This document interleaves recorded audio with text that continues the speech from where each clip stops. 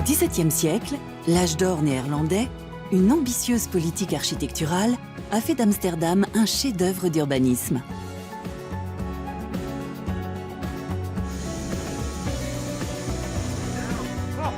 Jusqu'à aujourd'hui, la ville portuaire se définit par et autour de l'eau. L'ingénieux réseau de canaux façonne la vie des Amstellodamois.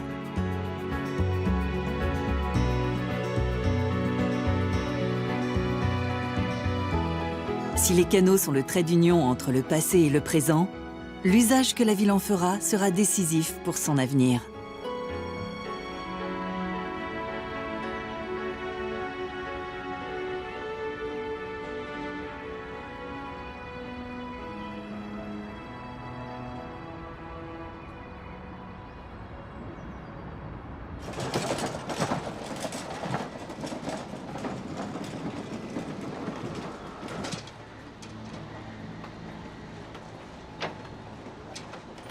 Aujourd'hui, Bas Oosterbaan embarque avec sa sœur à bord de son petit bateau.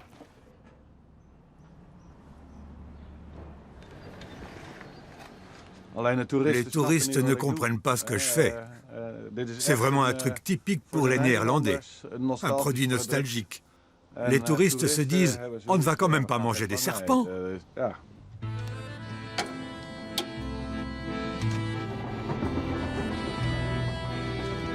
Le navire de Bas est amarré dans un petit port des environs de la ville, où les emplacements sont bien moins onéreux. Il se rend dans le centre d'Amsterdam 3 à 4 fois par semaine.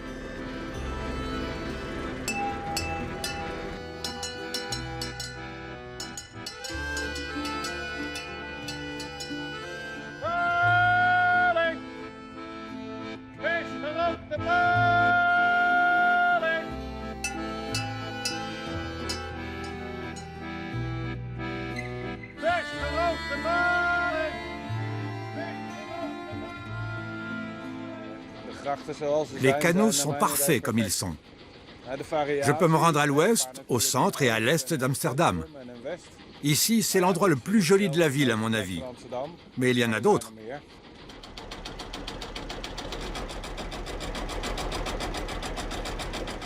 Bas va livrer ses clients au pied de leur demeure.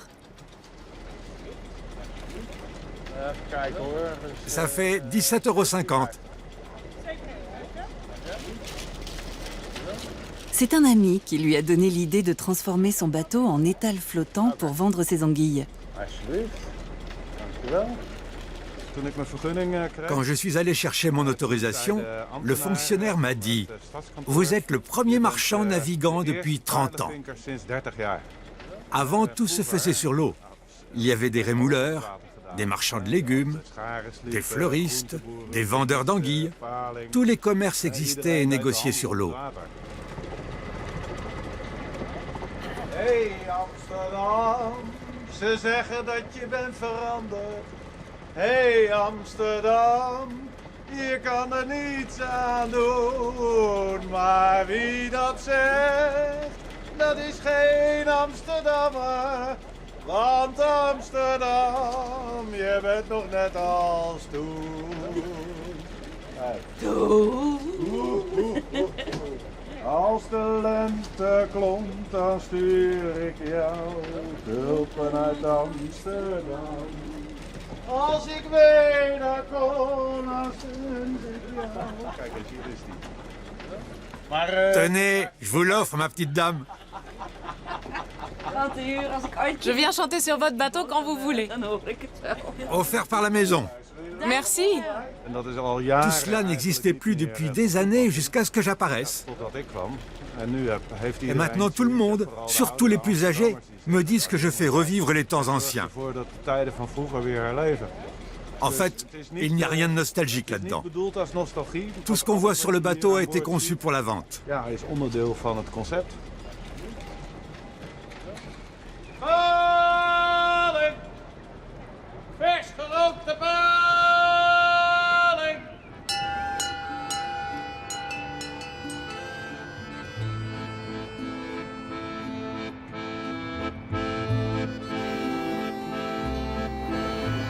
Une grande partie des bâtiments qui bordent les canaux datent du XVIIe siècle.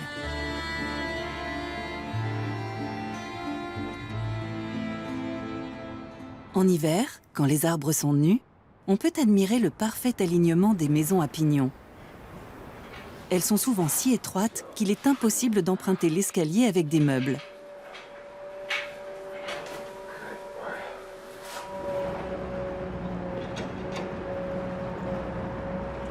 Max Ackermann aide un ami à déménager. Tous ces immeubles étaient utilisés pour entreposer des marchandises. Celles-ci arrivaient par les canaux et on les montait aux étages à l'aide d'une corde et d'une poulie.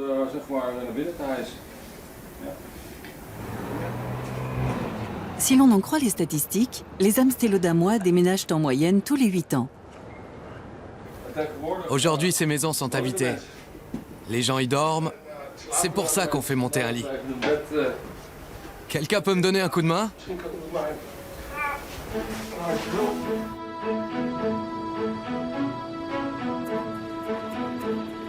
Si les maisons d'Amsterdam sont souvent étroites, c'est parce que l'impôt était calculé en fonction de la largeur de leur façade. Mais le long des canaux, on trouve aussi de véritables palais, conçus pour accueillir de riches marchands et des banquiers, avec toutes leurs maisonnées, familles et domestiques. Cette demeure, érigée en 1672 sur le Keizersgracht, le canal de l'Empereur, a été la résidence de Ferdinand Bol, un disciple de Rembrandt. Depuis la fin du XIXe siècle, elle appartient à une vieille famille de la cité, les Van Loon. Aujourd'hui, elle abrite un musée. Dès le XVIIe siècle, Amsterdam a été conçue comme une ville verte. Un tiers de sa surface était occupé par des jardins d'agrément, cachés derrière les maisons.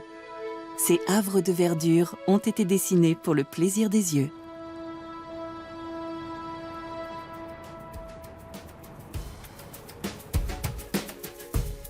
À la fin du XVIe siècle, Amsterdam devient une grande puissance maritime et commerciale. La ville s'enrichit considérablement et se développe à une vitesse extraordinaire. Le creusement des canaux commence dès 1612. Ils permettent d'assécher de vastes surfaces constructibles et surtout d'assurer le transport des marchandises. 40 ans plus tard, la ville est entourée d'une ceinture de canaux concentriques.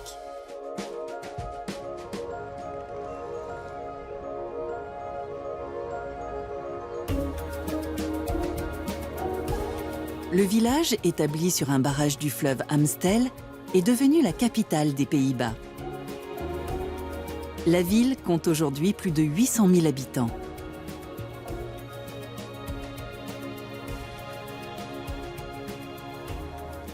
Les 4 canaux principaux, le Zingelgracht, le Herrengracht, le Keizersgracht et le Prinsengracht, sont reliés par environ 160 canaux transversaux.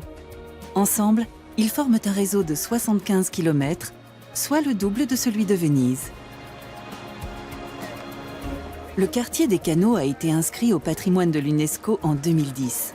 18 millions de touristes les empruntent chaque année. Beaucoup trop selon de nombreux habitants.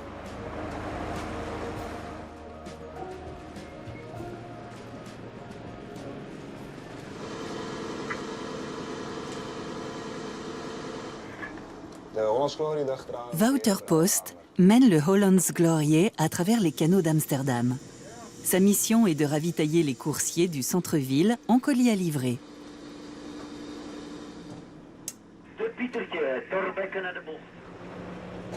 La circulation sur les canaux est très dense, ce qui ne facilite pas la tâche de Wouter.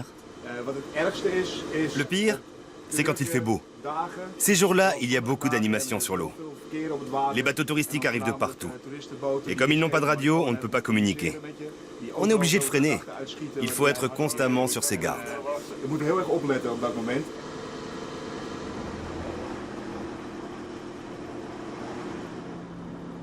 Plus de 120 bateaux de tourisme empruntent ces canaux. Mais il est encore plus difficile de circuler dans les rues étroites de la ville.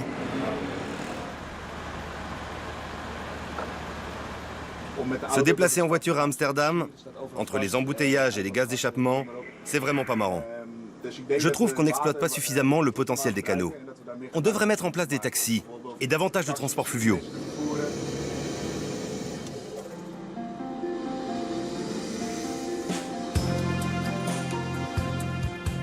Le Hollands Glorieux utilise les canaux pour le transport de marchandises, leur vocation d'origine.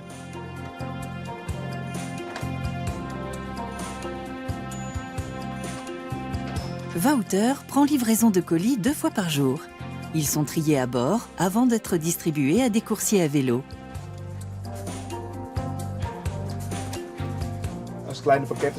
Pour les petits paquets, c'est une bonne solution, bien sûr. Pour les grands qui dépassent les dimensions d'une caisse de vélo, on ne peut pas se passer de la voiture. Mais pour les colis de cette taille-là, c'est l'avenir, c'est sûr.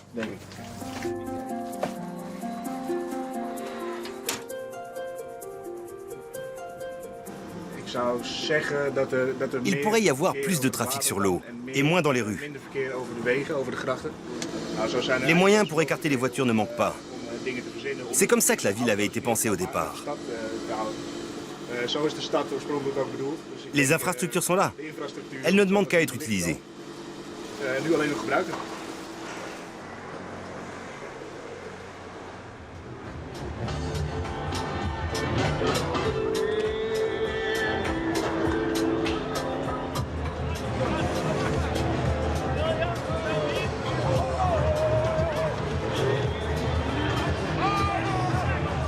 Le jour du roi est la fête nationale des Pays-Bas. À Amsterdam, les festivités se déroulent autant sur l'eau qu'au bord des canaux.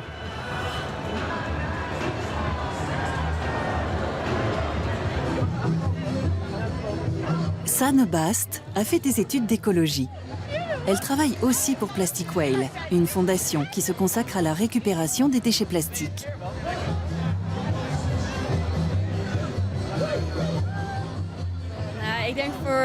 Le jour du roi est une grande fête pour la plupart des gens. C'est bien que tout le monde s'amuse. On y mange, on y boit beaucoup. C'est vraiment cool. Malheureusement, une grande quantité de déchets tombe à l'eau.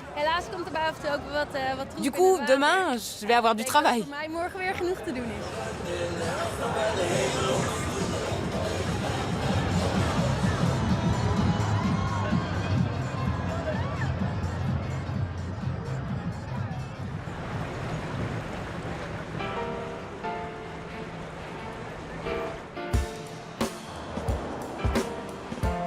Le lendemain de la fête, les bateaux de Plastic Whale arrivent au point de rendez-vous.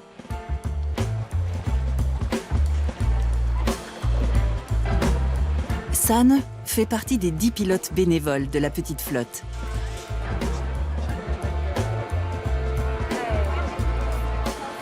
Toutes les bonnes volontés sont les bienvenues. Aujourd'hui, 250 volontaires ont répondu présent. Voilà le sac bleu pour les bouteilles en plastique. Les bouchons sont à dévisser et à mettre dans ce récipient. On en fera des skateboards. Depuis 2014, Plastic Whale a déjà récupéré le contenu de plus de 3000 sacs poubelles et plus de 200 000 bouteilles en plastique. Les déchets repêchés sont notamment transformés en bateaux qui permettront à leur tour de pêcher davantage de plastique. Des entreprises louent ces bateaux pour des stages de renforcement d'équipe et des classes entières viennent pêcher du plastique. En fait, le plastique en soi n'est pas un si mauvais matériau. On peut en faire toutes sortes de choses. Ce n'est pas le plastique qui est en cause. Son problème est la durabilité. Lorsqu'on utilise du plastique, on doit le recycler en valorisant ce qu'il sait faire de mieux, c'est-à-dire exister longtemps. Dans les années 70, de nombreux canaux étaient devenus de véritables cloaques. Depuis, la qualité de l'eau s'est beaucoup améliorée. Les canaux sont redevenus un élément important du quotidien des habitants. Il faut toujours chercher la cohabitation. Les péniches et la plaisance doivent laisser de la place pour les gens qui veulent tout simplement s'asseoir sur les quais ou faire la fête. Eux aussi ont le droit d'être là. J'aime beaucoup les canaux. C'est une des meilleures choses qui soit à Amsterdam, c'est sûr.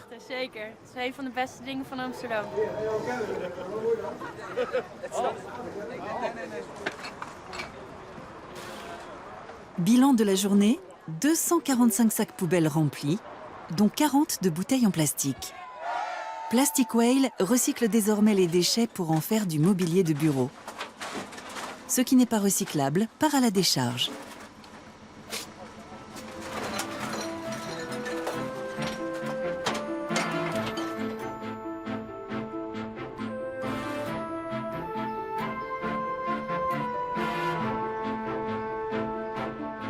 Plus de 1500 ponts enjambent les canaux d'Amsterdam.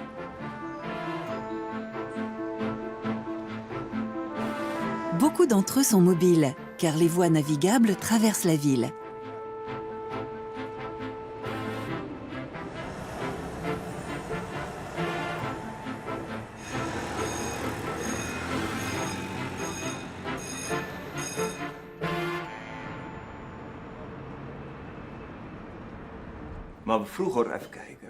Avant, nous avions 140 pontiers, peut-être plus.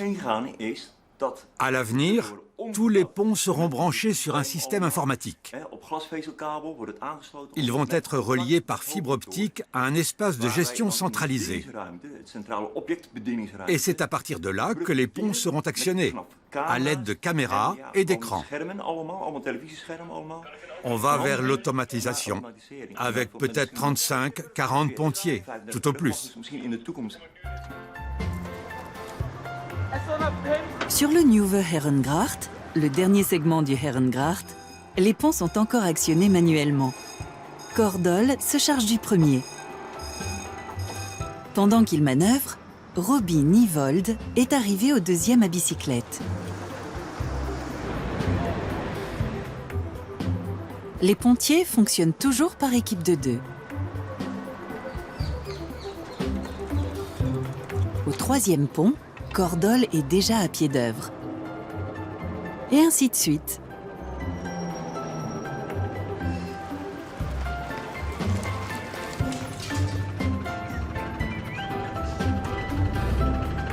Les péniches peuvent ainsi traverser la ville sans perte de temps.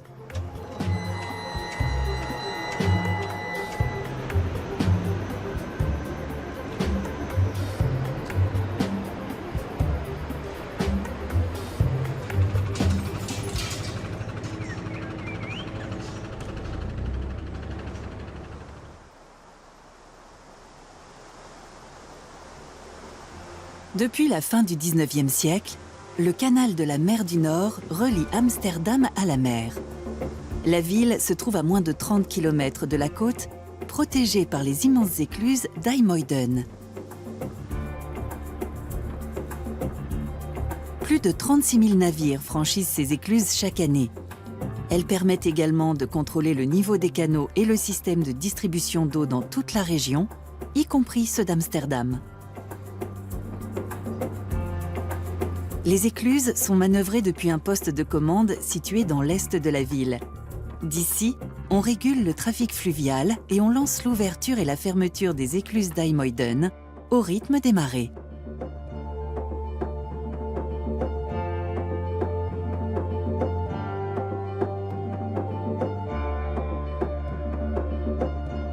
À marée montante, on ferme les portes d'IJmuiden. L'eau s'accumule dans le canal. 2 à 3 heures plus tard, la retenue atteint les canaux d'Amsterdam, dont le niveau monte alors légèrement. À marée descendante, les portes s'ouvrent. L'eau se déverse alors des canaux vers la mer du Nord, au rythme de 700 mètres cubes par seconde. Les marées permettent ainsi de renouveler l'eau des canaux d'Amsterdam.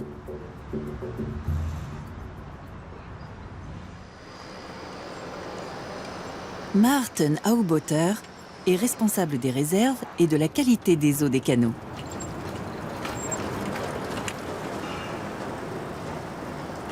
Il travaille pour Waternet, le service des eaux de la communauté urbaine d'Amsterdam. Il se rend sur l'une des écluses qui protège la ville des crues. Elles servent rarement, mais doivent pouvoir fonctionner en cas de besoin et sont donc contrôlées régulièrement. La plupart des canaux ont plus de 2 écluses. Celle qui est située en aval protège de la marée haute. Elle fonctionne. Celles en amont ne sont plus utilisées. Leur fonction d'origine est désormais assurée par les marées et les écluses d'IJmuiden. Mais elles aussi doivent être opérationnelles, au cas où. Avant, ces portes basses étaient souvent utilisées pour renouveler l'eau. Elles tournent rapidement et en été, 4 fois par semaine, on fermait toutes les portes basses pendant la nuit.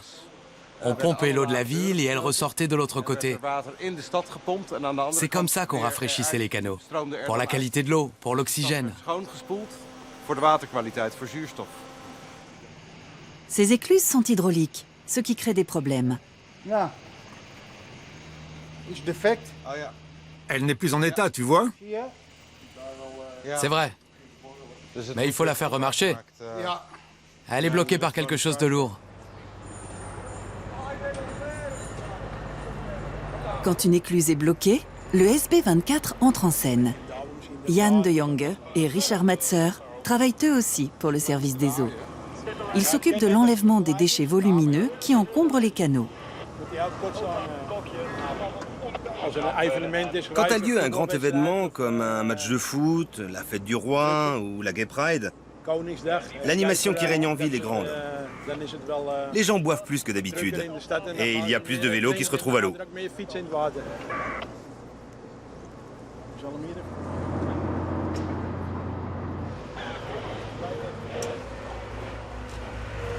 Il y aurait à Amsterdam 880 000 bicyclettes, c'est-à-dire plus que d'habitants.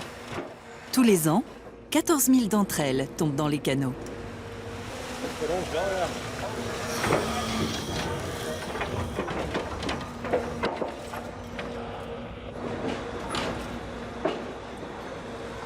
Une demi-heure plus tard, l'affaire est réglée. Plus rien ne gêne la fermeture de l'écluse.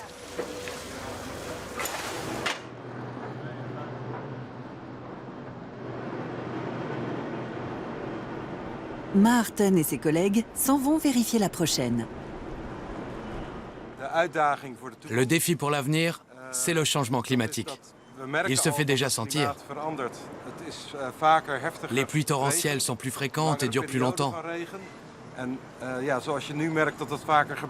Du coup, il devient essentiel de vérifier le bon fonctionnement des écluses de l'IJmuiden.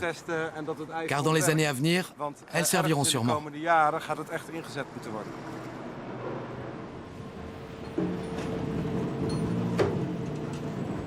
Pour fermer les portes de cette écluse, il faut l'aide d'un bateau.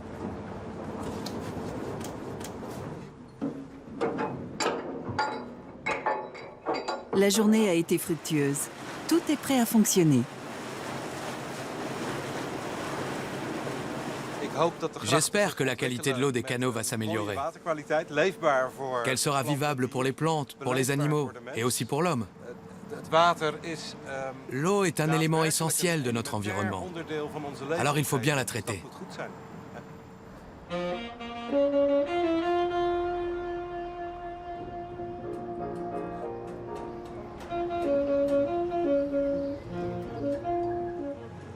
« 2500 péniches reconverties en habitation sont amarrées le long des canaux d'Amsterdam.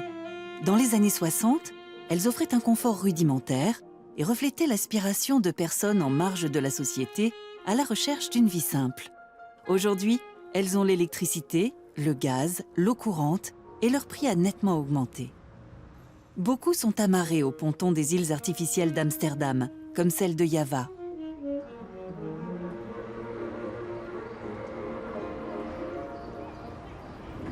Mariska Hassink et Arthur Heuvekemeyer ont élu domicile sur l'une d'elles, baptisée Tsena, en 1998. Mariska donne des cours de danse, s'occupe du jardin et nourrit la faune aquatique locale.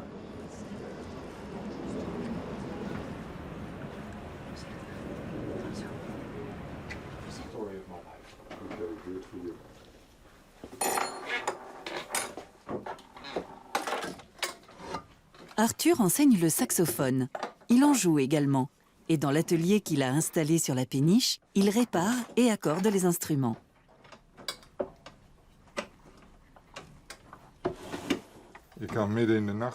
Je peux travailler la nuit et faire du bruit. Je peux jouer du saxophone à n'importe quelle heure. Et puis c'est tranquille sur l'eau. Les fenêtres sont ouvertes et tout ce que j'entends, c'est le bruit de l'eau et le murmure des gens dans la rue. C'est un endroit très reposant. C'est très particulier de vivre sur un bateau. On est au contact de la nature, avec l'eau, les animaux, et pourtant on habite au cœur de la ville. Personnellement, j'aurais préféré rester dans mon village, mais ce n'était pas compatible avec nos activités. Je trouve que la péniche est une très belle alternative.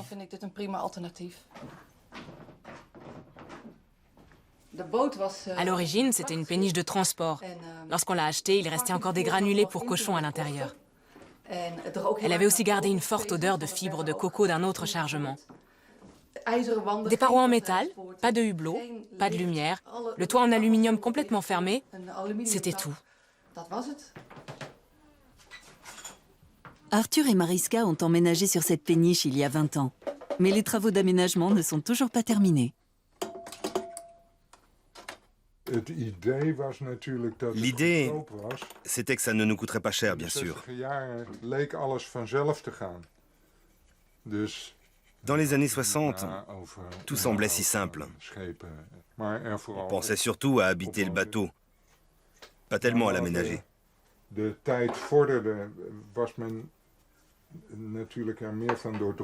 Mais avec le temps, on s'est rendu compte de l'importance de l'entretien pour éviter que le bateau ne coule et que ça a un coût.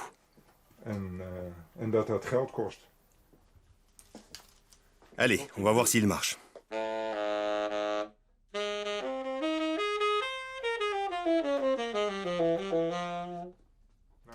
Il marche. Comment c'est de vivre à bord d'un bateau? C'est une grande liberté, avec quelques contraintes. Il faut faire certains sacrifices, c'est assez différent de la vie dans une véritable maison. On doit s'adapter, mais en retour, on obtient la liberté. Et cette liberté, elle nous rend addicts. Je pense que nous aurions beaucoup de mal maintenant à retourner vivre dans un appartement. Absolument. Ça ne me plairait pas. J'aimerais passer mes vieux jours ici. Oui.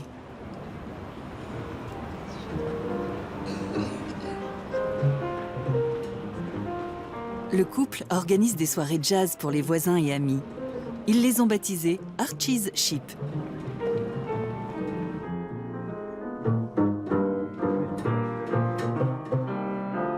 Arthur a lui-même écrit l'arrangement des Canaux d'Amsterdam, une vieille chanson populaire.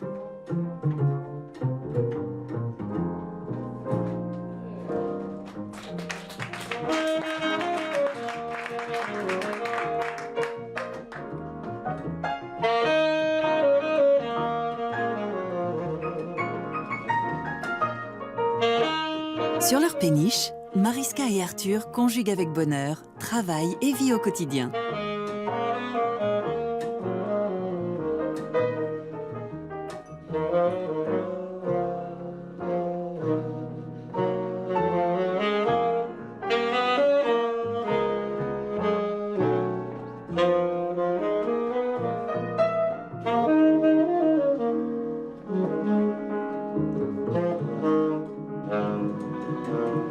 L'IJmuiden se trouve dans le prolongement du canal de la mer du Nord et sépare le centre-ville du district d'Amsterdam-Nord.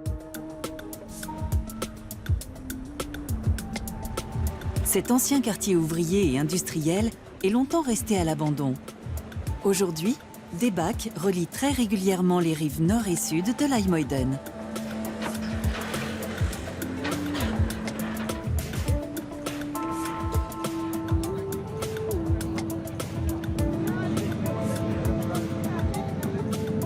Depuis plusieurs années, Mark Faas suit de près la métamorphose d'Amsterdam-Nord.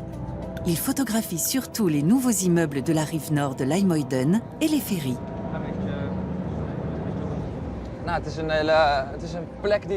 C'est un quartier qui est resté très longtemps coupé du monde. Il a été complètement délaissé en fait. Mais maintenant, il se développe fortement.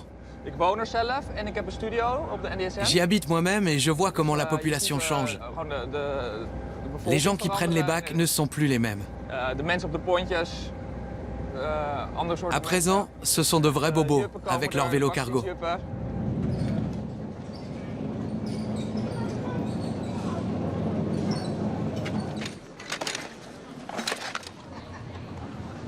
Pour ses photographies, Marc aime prendre de la hauteur. Il réalise des centaines de clichés d'un même lieu sur une longue période et en fait des collages.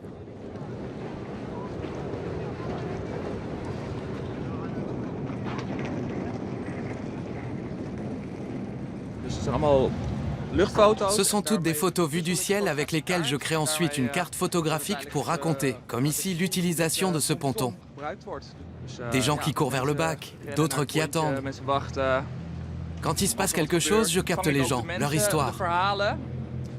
C'est une construction réaliste de l'endroit. Et elle illustre l'évolution du quartier nord.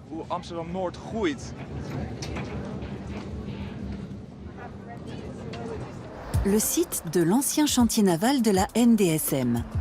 Autrefois, ces chantiers étaient les plus grands pourvoyeurs d'emplois des Pays-Bas. En 1984, ils ont fait faillite. Par la suite, des artistes ont pris possession des lieux et y ont installé leurs ateliers. Depuis 2002, le quartier de la NDSM est officiellement devenu un site culturel. Le travail de Marc témoigne de ces transformations.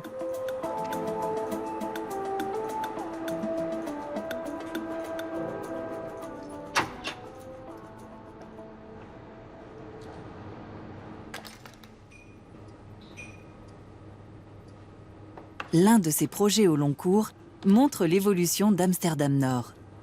Marc photographie la rive depuis 2007. Il en est à plus de 3000 clichés. C'est un ajout supplémentaire à la photographie normale. Avec l'élément temps, je peux montrer plus. Je peux observer un endroit plus longtemps et rassembler tout dans une seule image.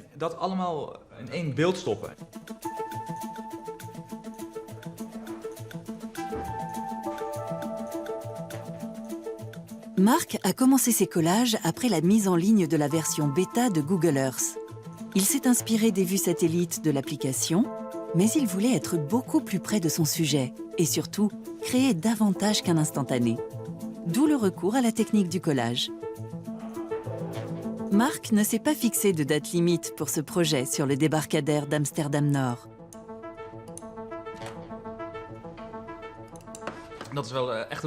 C'est un vrai sujet, le quartier nord ancien et le nouveau. Les anciens regrettent le changement, comme la plupart des gens de toute façon. Les bacs sont vraiment surchargés. Il est question de construire des ponts. Le ponton d'arrivée montre très bien comment le quartier se développe.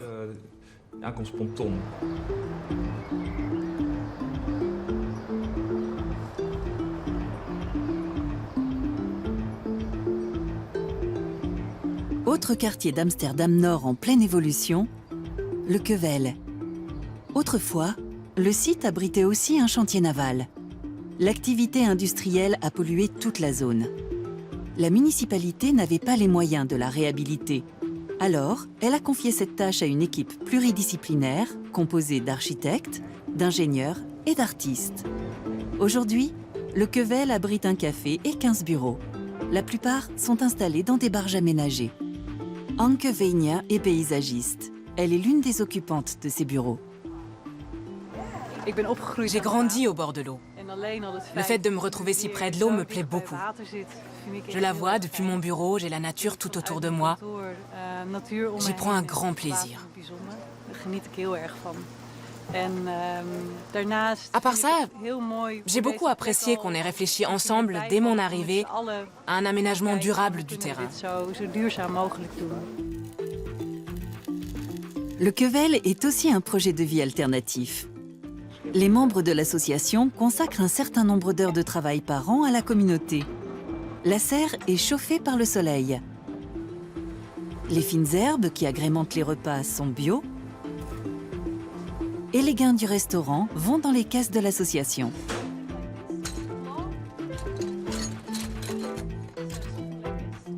Et quand il faut donner un coup de main au jardin, les volontaires ne manquent pas.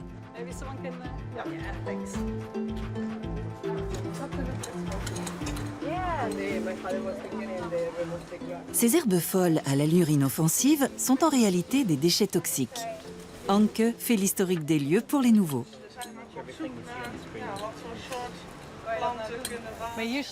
Ici se trouvait un atelier où l'on jetait simplement tout par terre ou dans la cour.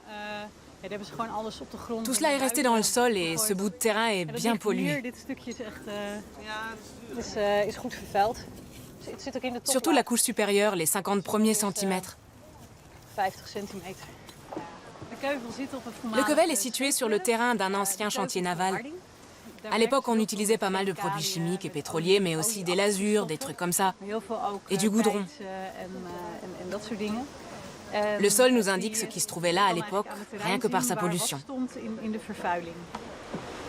Anke a lu des ouvrages spécialisés, discuté avec des experts, et de fil en aiguille, elle est devenue experte en phytoremédiation, la décontamination des sols par les plantes.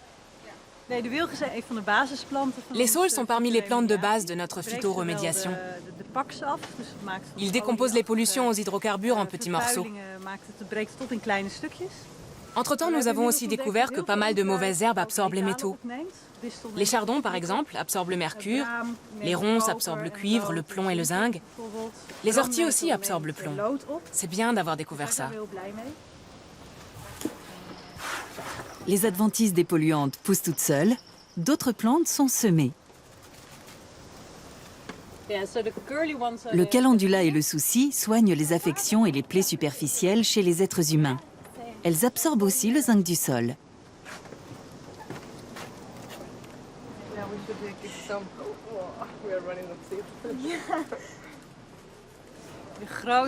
Le plus grand défi, c'est le développement permanent.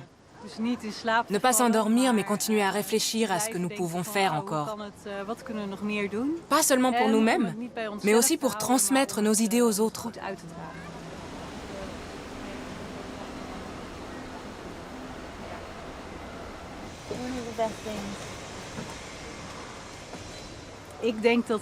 Je pense qu'aucune ville ne peut se passer d'endroits créatifs. Des endroits encore bruts en quelque sorte, indéfinis, où on peut sortir des sentiers battus, où les expériences sont encore possibles, car c'est par elles qu'une ville reste vivante.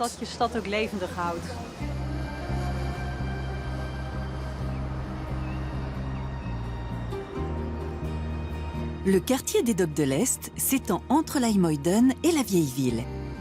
C'est le point de départ d'une excursion touristique peu commune. Bienvenue à tous pour ce circuit Lampedusa.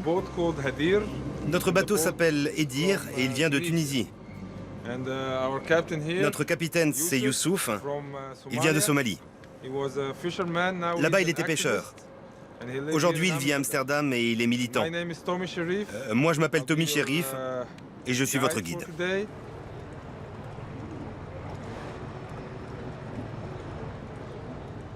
Le circuit offre une perspective originale sur la ville. Tommy raconte l'immigration qui a fait Amsterdam. Au début du XVIIe siècle, Amsterdam ne comptait que 50 000 habitants. En 1650, la population atteignait 200 000 habitants. 75% d'entre eux étaient des immigrés. Seul un quart des habitants étaient donc hollandais.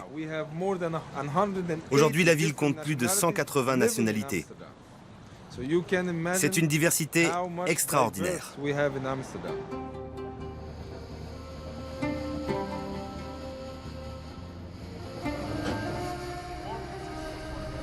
Au départ, ce circuit était un projet artistique. En 2012, les membres du collectif sont allés à Lampedusa, en Italie. Ils ont réussi à récupérer 2 bateaux qui avaient servi au transport de clandestins entre l'Afrique et l'Europe. L'objectif de l'excursion est de sensibiliser les gens aux problèmes des réfugiés. Est-ce que vous avez une idée du nombre de personnes que ce bateau transportait lors de son dernier trajet entre la Tunisie et l'Italie? 76 personnes étaient entassées là-dedans. C'est inimaginable. Amsterdam a toujours été une ville ouverte. Banquiers protestants de Belgique, juifs d'Espagne fuyant l'Inquisition, huguenots français, ils ont tous trouvé refuge dans ce port et lui ont apporté leur richesse, leur savoir et leur culture. En 2013, il y a eu un coup d'État en Égypte et j'ai dû prendre la fuite. En 2014, j'ai été enlevé et torturé par les autorités. Et puis j'ai pris le chemin de l'exil. Je suis arrivé ici, j'ai demandé l'asile et on m'a beaucoup aidé. Les soutiens sont venus de toutes parts. Si jamais vous avez la possibilité d'aider quelqu'un, faites-le. Croyez-moi, quelqu'un vous le rendra un jour.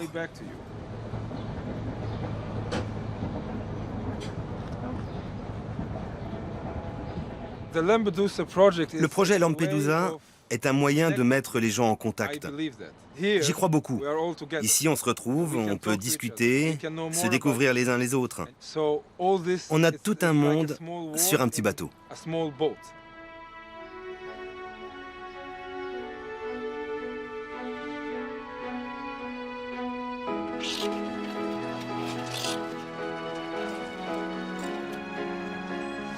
Certains jours d'hiver, les Amstello-Damois ont leur canot pour eux seuls. Ces jours-là, Marc Faas y descend lui aussi. Aujourd'hui, je vais photographier les gens sur la glace. C'est un moment particulier. C'est assez rare. Les canaux ne gèlent pas aussi profondément tous les hivers. Ça fait des images uniques, bien sûr. C'est typiquement néerlandais. Tout le monde sort sur la glace pour s'amuser. Et l'hiver devient magique et joyeux.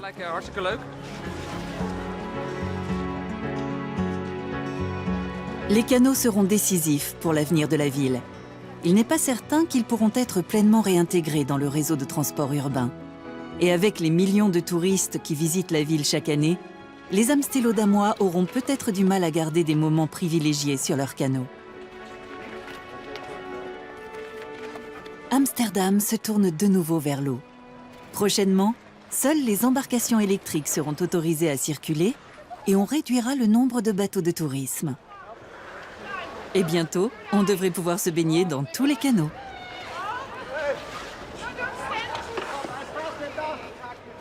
Impressionnant, non?